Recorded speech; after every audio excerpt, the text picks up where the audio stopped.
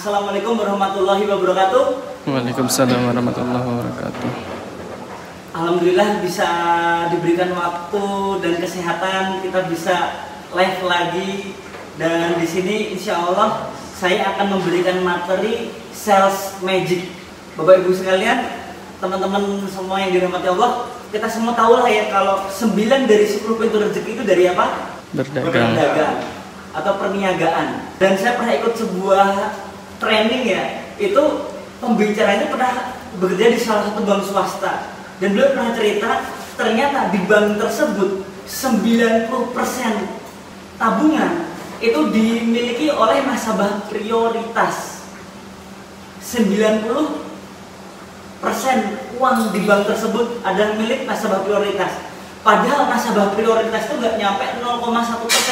Di lain sisi, sisa uang 10% itu dimiliki semua orang yang nasabah bank biasa. Jadi kentara sekali nggak finansialnya, keuangannya. Itu mungkin yang selama ini saya pernah berpikir ya, kenapa kok ada orang bisa mobilnya mewah-mewah banget? Pernah berpikir seperti itu nggak? Tapi uangnya dari mana? Di lain sisi ada orang yang beli motor aja harus kredit. Pernah berpikir seperti itu nggak? Dan ternyata direktur bank swasta tersebut pernah ngetes siapa sih nasabah prioritas, dan ternyata itu semua adalah pengusaha. Pertanyaannya, teman-teman di sini pengen menjadi kaya nggak? Pengen nggak? Pengen. Pengen? Berarti harus nggak berdagang, harus jadi pengusaha. Yakin pengen? Pengen. Tapi ada orang yang ngomong, Mas, tapi saya kayaknya nggak banget dagang, Mas. Saya nggak pernah dagang. Terus saya nggak bisa dagang. Kayaknya saya bodoh dari berdagang. Dan teman-teman di sini saya bilang, tidak ada namanya orang itu bodoh, nggak ada. Yang ada itu orang mau belajar atau orang tidak mau belajar. Orang pintar itu nggak ada. Orang bodoh itu nggak ada. Yang ada apa? Orang yang mau belajar dan orang yang tidak mau belajar. Buktinya apa? Ini saya mau sharing ya. Dulu saya pas kuliah ya, saya tuh punya sahabat. Saya pikir nih orang itu cerdas banget. Kayaknya ini gennya bagus banget, orangnya cerdas banget. Temen saya dari Lampung, nilainya itu 9, 10. Saya merasa, dan saya kadang-kadang saya sering dialog sama dia dan minta diajarin beberapa mata kuliah ya. Dan suatu saat teman saya tersebut pernah sakit selama seminggu sebelum ujian. Dan akhirnya orang sakit bisa belajar nggak? Kalau orang sakit? Tidak. Nggak bisa ya. Dan ternyata teman saya tersebut pas udah sehat minta diajarin sama saya, tuh kamu kan orang pintar, selama ini aku menganggap kamu tuh orang pintar banget lah, masa kamu ingin aku ngajarin? Ya bro, ini aku kan udah gak ngikutin kuliah, gak belajar, terus ngajarin. Akhirnya aku berusaha ajarin semampu aku ya. Dan ternyata pas ujian nilainya bagusan aku.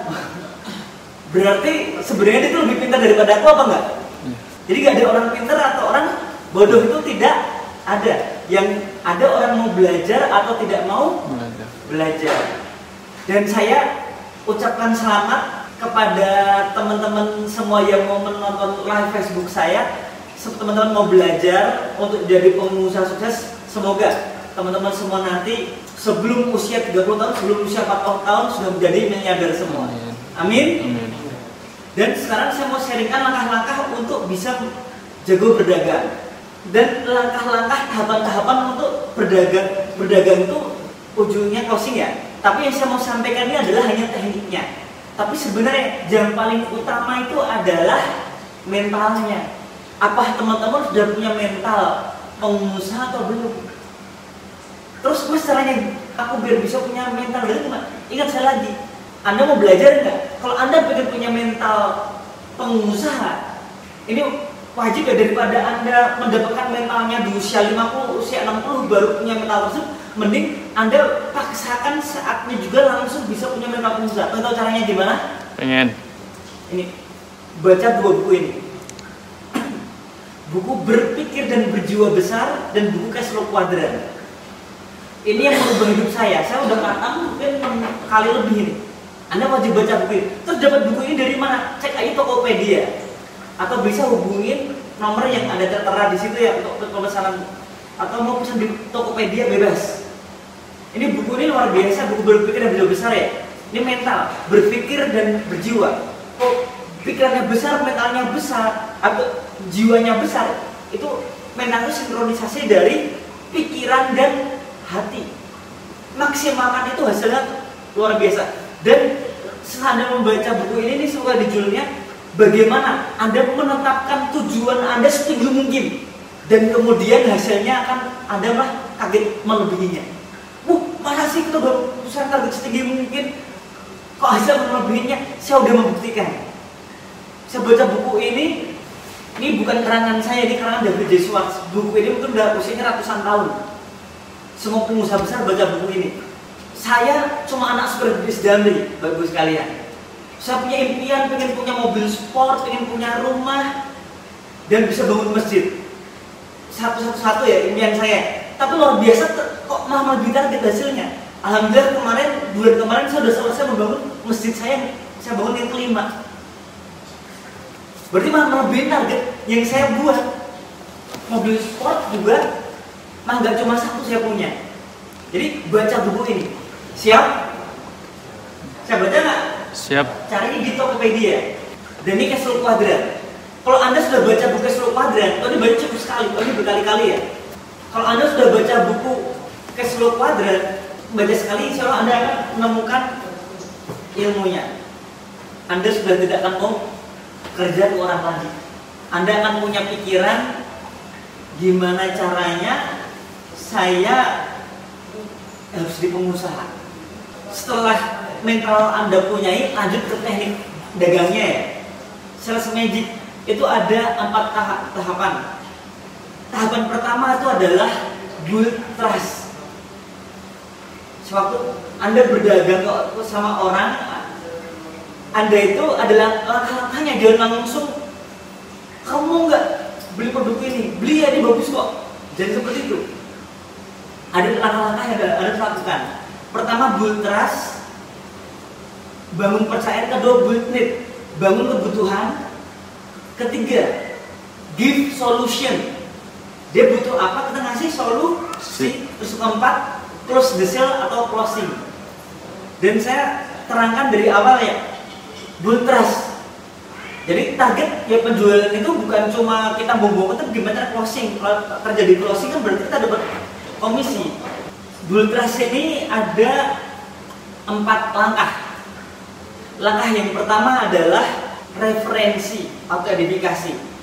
Kalau Anda lagi sedang ngomongin produk Anda atau apapun itu ya berhubungan dengan yang Anda jual, jangan pernah ngomong dari sudut pandang pihak pertama itu apa kita.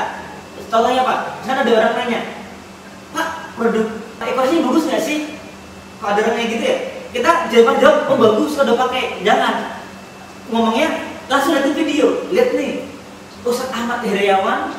Nanti teman-teman bisa lihat ya di Instagram saya di highlight itu ada koreksi ya. Klik itu ada Ustadz Ahmad Heriawan, beliau ketua partai PKS ya, dan gubernur Jawa Barat 2 periode.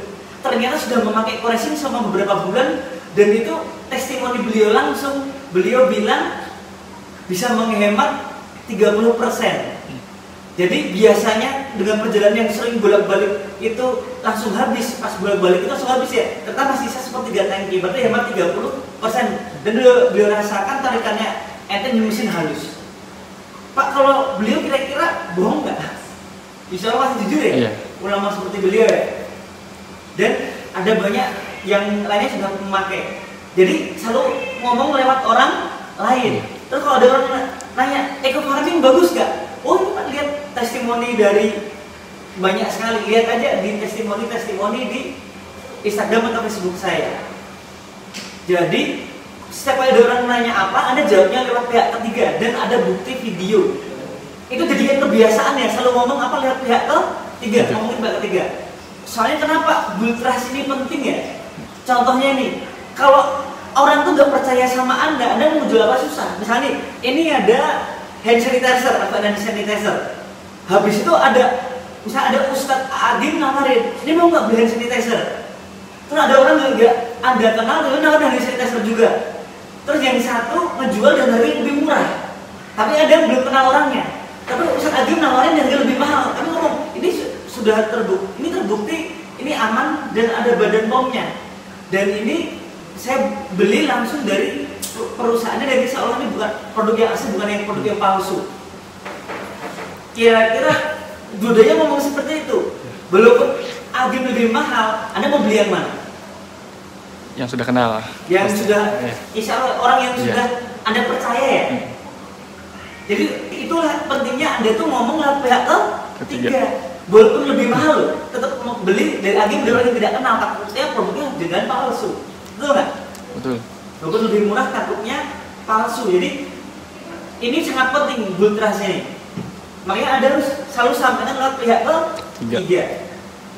Terus yang kedua, membangun kesamaan. Jadi bull trust itu yang pertama itu referensi pihak ketiga ya. Tahap kedua adalah membangun kesamaan. Membangun kesamaan itu dari apa aja ya? Pertama, persamaan gerakan dan kualitas suara. Misalkan ada orang ngomongnya itu pelan, berwibawa, sopan. Anda juga samain, ngomongnya pelan. Oh siang pak, apa kabar? Oh baik. Oh apa kabar? Oh baik. Jadi Anda kalau ada orang ngomongnya pelan, Anda harus bangun kesamaan, Anda juga baik. Tapi kalau ada orang yang ngomong, bro, apa kabar bro, kemana aja? Kamu, oh iya bro, baik bro. Kita juga harus sama. Kita harus membangun gerakan dan kualitas suara itu harus sama. Kalau orangnya ngomongnya penuh antusias, semangat, terus orangnya ketawa-ketawa, gitu ketawa-ketawa. Kalau misalkan beda nih, yang satunya orangnya ketawa-ketawa, terus yang satunya lagi orangnya yang kitanya orang yang ketawa-ketawa, kitanya diam gini, nyaman gak orang itu? Loh mas, kalau kayak gitu sama aja kita ini dong mas, nggak jadi diri sendiri dong. Pak, bedakan pak antara menjadi diri sendiri dengan namanya fleksibel. Kita itu hidup bersosialisasi, orang itu majemuk, kita harus fleksibel. Yang penting kita tidak melanggar aturan Allah, itu aja. Yang penting kalau untuk cara gerakan suara kan tidak merugikan orang lain ya, kita harus fleksibel. Kualitas suara dan kata-kata dan gerakan kita harus menyamakan. Berikutnya kita nyari persamaan. Saya biasa bilang apa itu for family, occupation, passion. Misalkan nih, Anda ketemu, loh Pak, kok ngomongnya sama Bapak dari Jawa ya? Iya. Oh Jawanya mana Pak? Solo. Loh, waduh mas, aku juga saking Solo nih. Solo dia pun di Pak. Kalau ternyata sama-sama dari Solo, tiba-tiba orangnya jadi ini nggak? Misalkan Anda ketemu orang dari mana Pak? Dari Cirebon. Ternyata ketemu orang sama-sama dari Cirebon, ketemu bareng di kota, jadi merasa lebih dekat nggak? Ya, tapi kalau ternyata family-nya asalnya beda, ternyata beliau Sunda, sayanya bule. Bule kan beda ya? Saya sama dengan occupation pekerjaan, bapak kerjanya di mana? Oh saya marketing di sini. Oh sama Pak, saya juga marketing. Wah, gimana Pak kalau penjualan sekarang itu lagi sepi semuanya ya? Oh ya, jadi ada yang diobrolin. Kita harus membangun kesamaan dari occupation. Tapi ternyata occupation juga beda, recreation atau hobi. Cari persamaan hobi. Contohnya misalkan kalau bapak misalkan contohnya hobinya apa? Kalau ternyata hobi beliau misalkan kalau lagi sedang gini, kira-kira yang sering dilakukan apa kalau lagi lockdown gini? Ternyata beliau, oh saya sih paling main game Mobile Legends kan. Wah sama Pak, Mobile Legends ranknya udah apa? Sukanya main role apa? Mau tank atau MM atau Assassin's Creed? Cari persamaan. Oh hari ini bisa ngobrol. Kalau ada kesamaan orang tuh jadi lebih trust nggak? Kalau ternyata saya sebenarnya hobi saya futsal. Oh dia futsal di mana Pak? Ajak ngobrol aja. Oh saya suka main PS, main bola. Oh sama. Jadi cari persamaan ya. Langkah ketiga itu Anda harus cari persamaan dari 4 tadi ya. Terus yang keempat, langkah berikutnya adalah Anda itu harus bisa membedakan tipe komunikasi kotak. Ternyata orang itu beda-beda cara informasi itu masuk ke otak orang. Bedanya gimana? Ternyata ada tipe visual dan ada tipe audio. Maksudnya seperti apa? Tipe visual itu gini. Kalau Anda ketemu orang yang ngomongnya cepet, ketawa terus, berarti orang yang ngomongnya cepet, ketawa terus itu ada orang tipe visual. Kalau ada orang misalkan, oh kamu mau ngajakin nawarin bisnis apa sih? Kalau orang ngomong gitu, wah bro, gayanya bisnisan. Kalau orang ngomong gitu harus lihatin video aja. Tapi kalau Anda ketemu orang yang ngomongnya kalem, pelan, itu orang yang sukanya terhadap data. Contohnya seperti apa? Misalkan ini cara meyakinkan orang yang ngomongnya pelan, itu orang yang biasanya itu orang yang segala sesuatu itu dipikirin dulu, bukan orang yang ngasal ngomong ya. Jadi oke lah, ini udah bagi-bagi banyak mobil Pajero, tapi sebenarnya saya bisa nggak ya?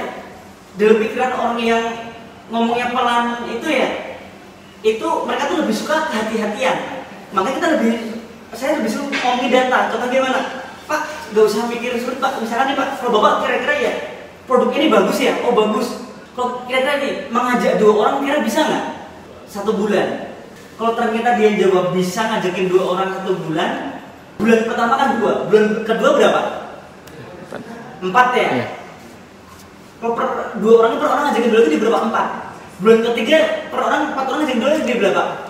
8. Kalikan 2 lagi 16. 16 akan ngajakin 2 lagi 32. Kalau 32 orang per orang ngajakin 2 orang jadi berapa? 64. 64 per orang ngajakin 2 lagi 128. Kalikan 2 lagi 256, kalikan 2 lagi 500, kalikan 2 lagi 1000. Bulan ke-12 2000. Bulan kedua harusnya 4000 ya. Berarti ada 2000 pasang. Jadi Pak, kalau sebulan 2 bisa ya? Bisa Pak. Berarti kalau di 2000 pasang, berarti Bapak sudah mendapatkan motor atau umroh mobilio pajak di rumah 1 miliar. Orang ngomongnya pelan itu lebih suka lama membahas di data-data. Tapi kalau orang yang tipe visual itu orang yang ngomongnya cepet, ketawa kecablat, itu lebih video. Bro, kalau misalkan nanti pada dapat Pajero nih bro, ayo bro, target tahun depan kita konvoy Pajero bro, wah asik tuh. Jadi beda orang ya, beda, ada 2 tipe orang komunikasi kotaknya ya, ada tipe visual, tipe audio. Kalau saya lagi tekan, emang tuh harus diomongin semua ya, grafik diomongin, video diomongin, tapi lebih ke arah penekanannya ya, orang yang ngomongnya pelan lebih ke arah diulang-ulang ke datanya, buat mikir. Tapi kalau orang yang ngomongnya cepet, cenderung cablak, ketawa-ketawa terus, lebih video kita ngomongnya enak-enaknya aja. Paham ini ya? Jadi tadi yang pertama kan, dua tes pertama kan edifikasi atau ngomong ke pihak ketiga. Terus yang kedua membangun kesamaannya. Terus yang ketiga itu passing dan leading. Passing dan leading itu maksudnya gimana ya? Kita tuh harus bisa membuat orang tuh bergerak sesuai keinginan kita, biar dari awal orang itu nurut gerak, kita suruh ini nurut, nanti pas disuruh closing juga nurut. Ya udah saya isi formulir juga nurut. Paham ya? Contohnya seperti apa? Bisa Pak Adi Jasa bisa di sini Pak Adi Jasa. Saya mau kasih contoh. Jadi gini, misalkan kita tuh sebuah persamaan ya. Kalau ada orang misalkan nih, Pak Adi kan duduknya seenaknya, kakinya gini, selonjoran. Satu gini. Terus saya sebagai lawan bicaranya, kalau saya rapi seperti ini, kayaknya saya yang butuh banget ya. Iya. Orang tuh malah aneh ya. Kalau Pak Adi seperti itu ya, saya juga seperti ini. Coba kayak seperti tadi. Tapi kalau misalkan Pak Adi duduknya seperti ini, sopan ya, saya juga sopan. Kita harus fleksibel ya. Kalau orang sopan gini ngomongnya enak presentasi. Tapi gimana kalau ketemu orang yang cablek, coba tadi kayak gitu. Kita juga harus sebutan kayak gini, sama. Tapi ngobrol udah ada kesamaan, orang tuh udah nyaman ya. Saya tuh kita harus passing dan leading dia untuk ikutin gerakan kita. Bapak pernah lihat video ini nggak? Cara leading ini, satu-satunya itu cara ngeliatin video, kan pakai HP. Video apa itu?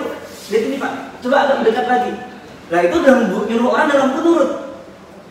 Jadi itu kita udah leading. Setelah itu kita tinggal jelasin produk, liatin video lagi, testimoni produk, plus langsung jelasin marketing plan-nya. Paham ya? Jadi kita harus fleksibel, setelah itu kita harus, tapi leading dia untuk bergerak yang tepat. Oke, terima kasih ya. Setelah itu langkah berikutnya adalah build trust ya. Ini yang teknik paling dahsyat ya, yaitu apa? Saya nyebutnya itu mountain mover. Mover kan memindahkan ya. Mountain itu gunung. Manusia bisa memindahkan gunung tanpa alat loh. Caranya gimana? Ya kita nyuruh banyak orang membantu kita mendain gunung tersebut. Dengan cara apa? Pertama bisa dengan cara yang nyuruh orang itu pakai uang, tapi kalau kita kan nggak ngasih uang ya. Ada cara yang kedua, yaitu apa? sentuh hatinya. Orang itu mau melakukan apapun udah kena hatinya. Bahkan perempuan pun mau mau dia ngapain kalau udah kena hatinya, betul nggak? Jadi cara itu hati orang gimana? Ya pakai hati. Misalkan, Pak sebenarnya saya juga baru berjuang di usaha ini, tapi lihat nih video-video udah dapat reward banyak. Saya tuh baru mulai Pak, tapi saya tuh pengen berjuang. Kenapa? Kasihan orang tua saya Pak, udah tua, tapi masih terus kerja. Saya tuh sedih lihat dia itu pensiunin orang tua. Mungkin Bapak juga udah punya orang tua, pengen nggak pensiunin, biar nggak perlu kerja lagi. Terus saya lihat nih komisi di sini mantep ya, dan ternyata orang tua saya juga punya hutang Pak 50 juta. Saya bingung nggak, saya pengen ngasih hutang orang tua itu. Satu-satunya cara ya misalnya saya dapat reward mau cash 150 juta, ya saya ambil mobil 100 juta, 50 juta saya kasih orang tua. Akhirnya orang itu tergerak hatinya, daripada ngomong wah dapat mobil yuk aslinya, wah kamu, daripada kita jangan merendahkan orang, mau sampai kapan naik motor terus naik mobil, jadi kayak gitu. Tapi lebih ke arah menyentuh hatinya. Kalau Anda udah jago itu hati orang sampai orang itu bisa mengeluarkan air mata, berarti Anda udah expert. Sekali semua ada tekniknya ya. Itu langkah dari build trust. Yang kedua adalah build need. Orang itu, kita tuh harus tahu kebutuhan orang.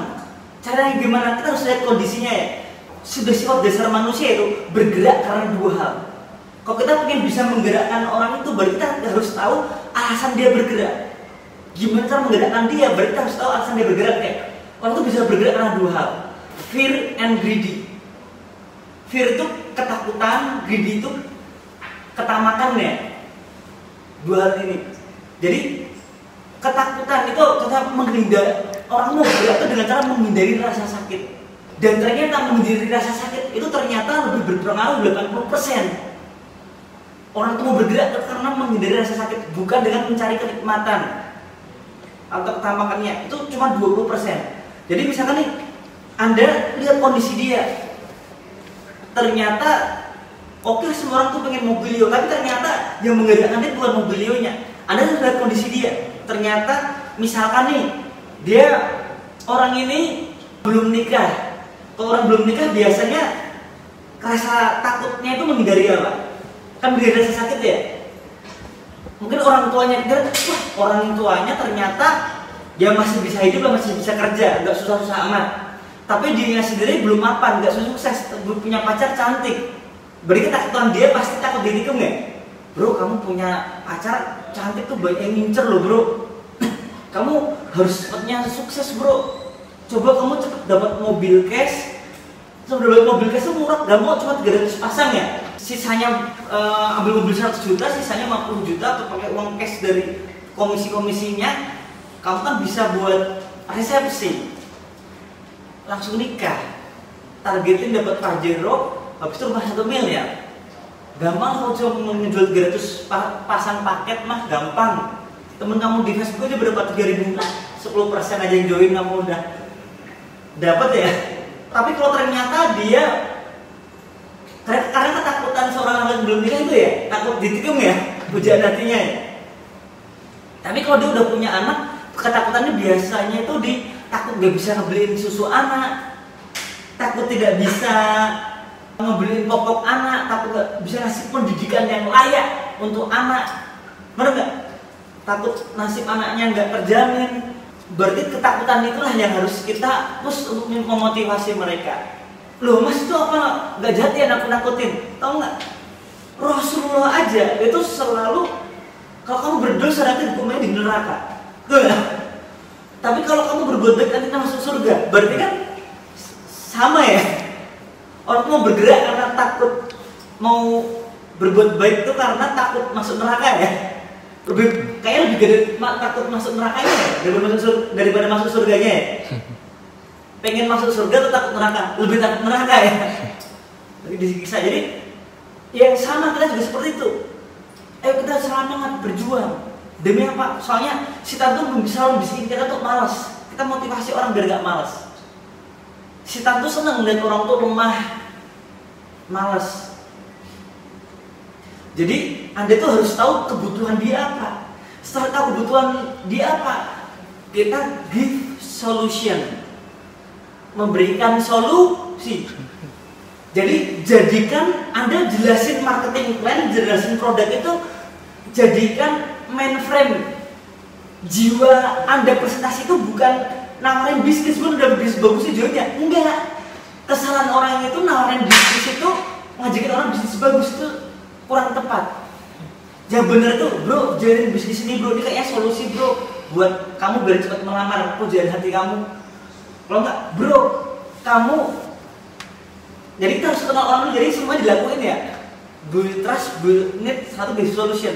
Bro, ini solusi bro, buat apa? Buat insya Allah nih buat masa depan, nanti dari royaltinya kita udah menjamin buat sekolah anak di masa depan. Jadi kerangka pikiran kita ya, jiwa kita tuh apa? Memberikan solusi, bukan nawarin bisnis. Paham ya? Kesana orang itu nawarin bisnis, gak butuh bisnis kamu. MLM lagi capek ya. Udah bosan orang pak. Pertanyaannya, untuk give solution ini saya mau nanya nih, Anda harus memposisikan diri Anda itu siapa? Saya mau nanya dulu. Tapi kok gitu presentasinya nanti bakal loncat-loncat ya mas ya? Nggak sesuai sistem dong mas ya? Sesuai sistem apa? Sistemnya sales magic tadi. Serta unitnya apa itu yang ditekankan, paham ya? Betul. Yang penting fokus di situ. Terus untuk Anda bisa presentasi itu, Anda bisa kayak wah menarik dengan sangat indah itu, lalu Anda indah, Anda itu harus bisa memposisikan diri Anda. Saya mau nanya, Anda pengen disebut sebagai salesman handal atau salesman ecek-ecek? Atau biasa? Pengen disebut mana? Salesman handal atau salesman biasa? Handal. Handal. Kira-kira rezekinya gedean mana? Gedean salesman handal atau salesman biasa? Handal. Handal ya? Untuk sebagai salesman handal, Anda harus mengetahui pengetahuan Anda itu harus lengkap. Untuk apa? Untuk produk dan jasa. Oh, saya malas loh, orang itu pengen sukses besar, tapi dikit-dikit nanya terus ke saya, Pak, itu kan di buku flipchart proposal ekofarming udah jelas ekofarming itu cara pakainya gimana. Dikit-dikit nanya, baca aja Pak gitu. Saya nggak ada, aduh nggak ada. Balik lihat nggak sih? Terus cara demo produk ekofarmingnya bisa nggak? Nggak bisa lah. Nanti habis itu eco racing. Pertanyaan eco racing, Pak ini dia nanya Ron itu apaan sih? Loh, kamu nggak tahu kan di proposal racing udah dijelasin semua detail. Eco racing itu apa? Jadi Anda tuh harus mau belajar. Kesalahan orang itu impiannya besar tapi nggak mau belajar. Pengetahuan tentang produknya tuh nggak ada, nothing. Ya makanya rezekinya juga nothing. Anda pengen dapat rezeki besar? Pengen. Berarti Anda harus jadi marketer handal atau salesman handal. Siap jadi salesman handal? Siap. Siap belajar? Siap. Itu insya Allah Anda semua jadi miliarder Indonesia berikutnya. Amin. Amin. Setelah itu teknik penyampaian. Presentasi itu gak usah lama-lama Pak. Presentasi itu cukup presentasikan 3. Itu apa? Profil perusahaan singkat. Ini ownernya, ini kantornya di sini, dan yang jelas perusahaan ini bebas riba, semuanya cash. Terus yang kedua produk singkat aja. Karena bapak yang paling menarik yang mana? Oh yang ini lipstick mas, kenapa? Zaman sekarang mana ada perempuan percaya diri ya keluar rumah tanpa nggak pakai lipstick. Ini bagus banget ya dari lipstiknya. Langsung kita jelasin tentang lipstick aja. Oh ternyata dia zaman sekarang semua orang punya motor mas, ini bukti persik. Ya kita langsung lihat video-video testimoni. Saya lihat video-video testimoni ya. Setelah itu yang ketiga komisi. Komisi jangan dijelasin semua Pak. Kalau presentasi terlalu panjang itu orang tuh malah takutnya bosan dan bingung ya. Gak harus jelasin komisi RO. Takutnya orang tuh kadang-kadang nggak mau join itu bukan karena nggak tertarik bisnisnya, bukan. Emang dia bisnis bagus tapi saya belum paham detail mas. Saya belum paham detail. Nanti kalau sudah paham saya baru join. Ketemu lagi kapan? Benar nggak? Makanya teman-teman cukup 3 komisi yang dipresentasikan itu apa? Komisi sponsor 10% ya. Komisi pasangan itu 50.000 per pasang dan mokes dan luxury, reward mokes dan luxury. Jadi cuma 3 komisi. Satu lanjut ke prediksi terburuk 1 tahun menjalankan. Pas sebulan 2 setahun dapat berapa? Mas, kok ini dapat produk 2 juta kok, tapi kok setahun bisa dapat pajero rumah 1 miliar. Kadang-kadang itu orang tuh nggak mau gabung itu karena merasa itu ini kok terlalu bagus banget. Mana ada modal 1.600.000 dapat produknya 2 juta dalam 400.000. Tapi kok bisa dapat rumah 1 miliar? Pajero dihitung sama komisi bisa dapat 2 miliar. Hitung-hitungannya gimana? Apakah perusahaan nggak rugi nih? Banyak yang mikir orang itu bakal rugi. Jadi harus ada jelaskan hitung-hitungan komisi di mana perusahaan untung. Contoh gimana? Untuk dapat rumah 1 miliar kan plus 2.500 pasang ya. Berarti 2.500 kanan, 2.500 kiri. Di total jadi berapa? 5.000 ya? 5.000 dikali 1.600.000 berapa? 5 kali kan 6 aja 30 ya? 5 kali kan 1 kan 5. Berarti 8 miliar ya? Omset 8 miliar, Anda dapat komisi Pajero, rumah, total tambah uang cashnya mungkin 2 miliar. Wajar nggak? Omset 8 miliar, Anda dapat 2 miliar. Dan itu luar biasa dapat 2 miliar Anda ya. Tapi orang di bawah Anda pasti udah dapat Pajero dan beberapa mobilio dan motor. Ya paling semua komisi dikeluarkan perusahaan mungkin dengan omset 8 miliar, mungkin yang dikeluarkan setengahnya 4 miliar. Sisanya 4 miliar untuk produksi perusahaan ya. Kira-kira kalau nembus 2.500 pasang, siapa yang untung? Kita harus nanya gitu. Kira siapa yang untung? Yeah. Perusahaan untung nggak? Ya untung dapat omset berapa? Yeah. 8 miliar. Yeah. Terus bapaknya sendiri 2.500 untung nggak? Untung. Untung ya? 2.500 pasang dapat, bapak dapat 2 miliar. Bapak untung nggak? Untung. Pertanyaannya nih, terus siapa yang rugi? Yang nggak join. Betul sekali. Yang rugi siapa? Yang tidak join. Mau jadi orang yang rugi nggak? Gak mau. Gak mau jadi orang yang rugi. Gak mau rugi. Kalau gak mau rugi ya join bisnis ini. Siap? Siap. Luar biasa. Tepuk tangan buat Anda. Jadi itu harus dikasih tahu teman-teman itu ya.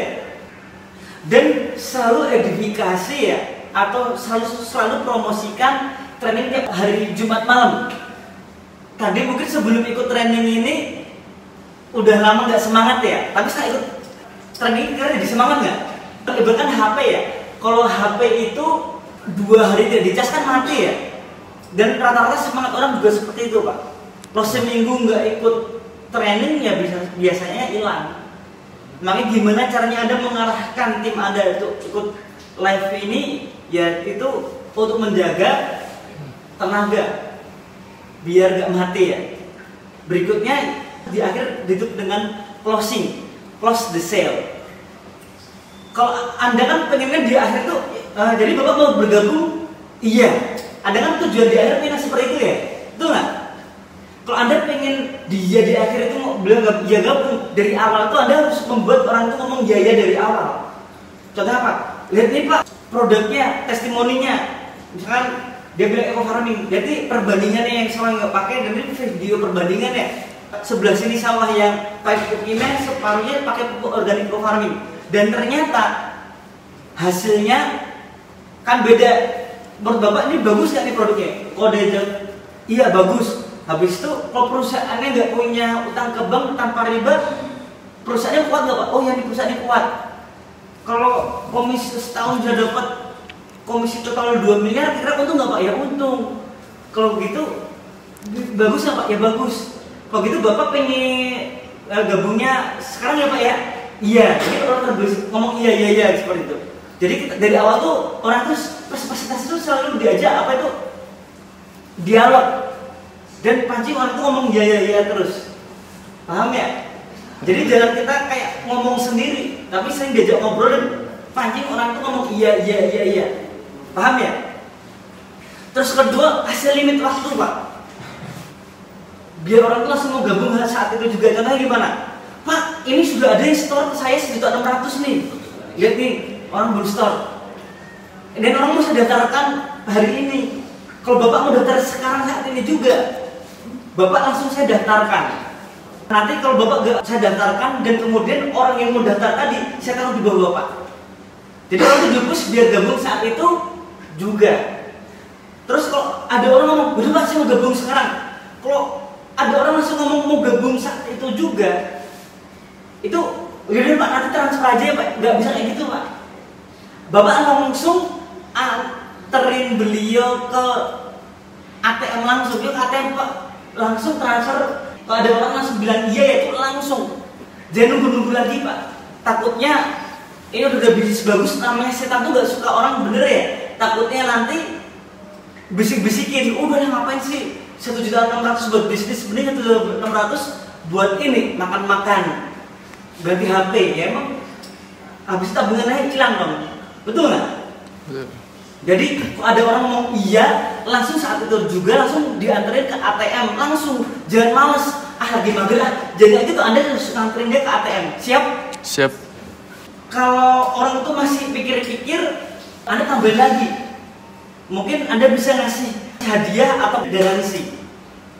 Jadi Pak, misalkan nih ada produknya sama, tapi yang satu lagi kasih hadiah apa Pak? Kalau Bapak gabung sekarang nanti ada orang mau masuk, saya bantu taruh. Ini ada yang mau masuk, saya taruh di bawah Bapak nih. Berarti itu hadiah ya? Betul. Kalau enggak, Pak, ini saya lagi ada buku-buku yang besar. Misal bermanfaat ya. Kalau Bapak gabung hari ini, saya kasih buku ini. Bisa. Dan kasih garansi Pak.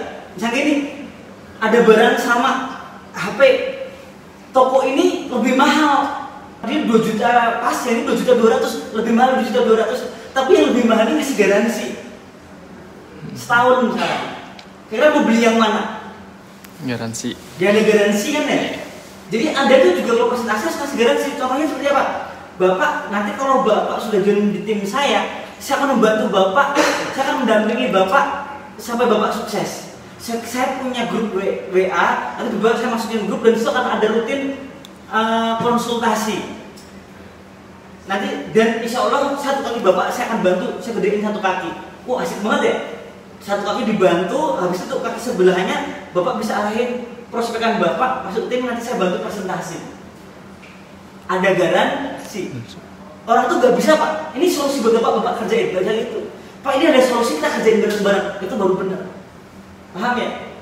Setelah itu, ini yang terakhir ya, dia pas mau bergabung, dia masih alasannya mungkin saya pengen bergabung mas, tapi sayangnya mas saya gak punya uang, saya gak punya tabungan Pak, 1.600.000 untuk belanja produk di awal. Sekali lagi kita dagang ya, kalau dagang itu berarti kan kita ada kulakan dulu ya. Dan kalau misalkan gak punya modal 1.600.000, kita tuh menjawab orang itu ada namanya tadi kupas bawang. Tadi kupas bawang itu kan kecil-kecil, pelan-pelan sambil nangis ya. Kita juga harus berusaha. Itu terus dilanjutkan dengan teknik 3F. Feel, felt, found. Feel itu artinya apa? Merasakan. Felt itu merasakan tapi zaman dulu ya. Found itu menemukan. Jadi kalau ada orang ngomong gak punya modal, Pak, jangan dihina. Orang gak punya modal sudah dihina, tapi kita ngomong diri kita ya. Pak, saya tahu rasanya Pak, uang 1.600.000 nggak punya itu saya tahu rasanya Pak. Feel ya, ngomong kita tahu rasanya. Feel, dulu ya, dulu saya juga pernah mengalaminya Pak. Felt ya, dulu saya juga mengalami nggak punya uang 1.600.000 buat BPM, benar-benar nggak ada uang gabung. Tapi berpikir Pak, kalau uang saya itu langsung, tapi saya berpikir Pak, kalau uang 1.600.000 saja saya nggak punya, kira-kira salah nggak cara mencari uang saya ini? Saya udah usia di atas 30 tahun tapi tabungan 1.600.000 nggak punya. Kira-kira cara mencari uang saya ini ada kesalahan nggak? Kalau saya tidak melakukan tindakan perubahan, kira-kira bakal ada perubahan yang terjadi nggak? Tidak ada. Tidak ada ya? Kalau tidak melakukan tindakan perubahan, makanya saya paksakan gimana caranya saya punya modal 1.600.000. Paksakan. Waktu itu saya juga ada cerita, ada tim saya dulu seorang pedagang bubur ayam itu sampai ngejual, dia punya tabung gas cadangan ya, tabung gas cadangannya dijual. Terus ada beberapa alat yang dijual itu sampai akhirnya terkumpul 1.600.000 dia bergabung. Jadi dipikir-pikir Pak, kalau bisa bagusnya lagi Bapak, saya sholat istiqoroh, gimana caranya bisa kumpul 1.600.000. Pengen perubahan nggak ya harus melakukan tindakan bahan. Saya juga punya ada member masih sekolah Pak, masih SMA. Tahu nggak, untuk dapat 1.600.000 dia tuh harus tanggung beberapa bulan loh, nggak tahu berapa bulan, setengah tahun atau bahkan 1 tahun. Oh sebulan itu 200.000 atau 300.000 dan nabung gitu. Sampai akhirnya itu luar biasa. Dan akhirnya dia berjuang dan bisa sukses juga. Gregetnya itu malah kerasa Pak, semakin susah bergabung, semakin dia akan bertahan di usaha ini. Tapi kalau ada orang masih nggak punya modal, tolong modalin saya, nggak bisa Pak. Kalau orang itu pengusaha ya, tantangan awal pengusaha itu ngumpulin modal. Ini masih mending Pak ya, Eko Racing cuma modal 900 sudah dapat Pajero. Mana ada zaman sekarang bisnis kayak gini, betul nggak? Tahu nggak, Khairul Tanjung membangun hotel, bangun mall, hutang di banknya berapa? Triliunan Pak. Kita nggak perlu utang-utang triliunan, itu 900 mikirnya panjang banget. Surat istiqoroh Pak, berikan hasil yang terbaik. Oke, mungkin sekian sales magic dari saya. Kalau Bapak pengen jago salesnya ya, terjadi closing ya, lakukan 4 tahapan nih: build keras, build need, give solution, bukan namanya bisnis tapi ngasih solusi hidup dia, lanjut dengan closing. Oke, mungkin sekianlah dari saya, semoga bermanfaat. Kalau ada saran datangnya dari saya mohon maaf. Mungkin takutnya saya terlalu semangat, tapi kalau ada kebaikan, insya Allah ini semuanya ilmu yang datang dari Allah Subhanahu Wa Taala. Dari pengalaman hidup saya rangkum. Semoga bermanfaat. Sekian dari saya. Wabillahi taufiq. Wassalamualaikum warahmatullahi wabarakatuh.